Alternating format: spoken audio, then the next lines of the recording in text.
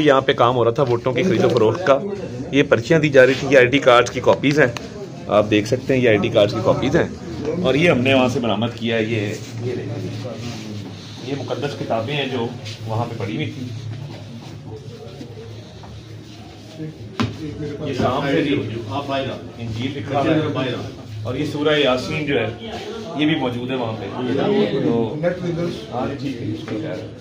तो ये काम वहाँ पे हो रहा था। ये ग्रुप बने हुए हैं, इसके अंदर बेशुमार चीज़ें हैं।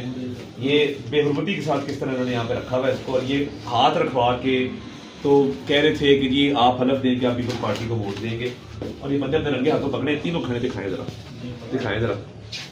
दिखाएं ये रंगे हाथों पकड़े वहां से। और हम अब पुलिस स्टेशन में मौजूद हैं, कैमरों के साथ गए थे, लेके आए हैं। अगर अब भी लाहौर की पुलिस इस पर एक्शन नहीं लेती या एडमिनिस्ट्रेशन एक्शन नहीं लेती तो ये अफसोस की बात होगी। हमने इलेक्शन कमीशन में भी दरखास्त जमा कराई है, चीफ इलेक्शन कमिश्नर को भी इसका नोटिस देना चाहिए। जहां जहां ये होगा ये आपके सामने है और ये बिल्कुल एविडेंस आ गया हर चीज का कि ये कैसे हुआ है।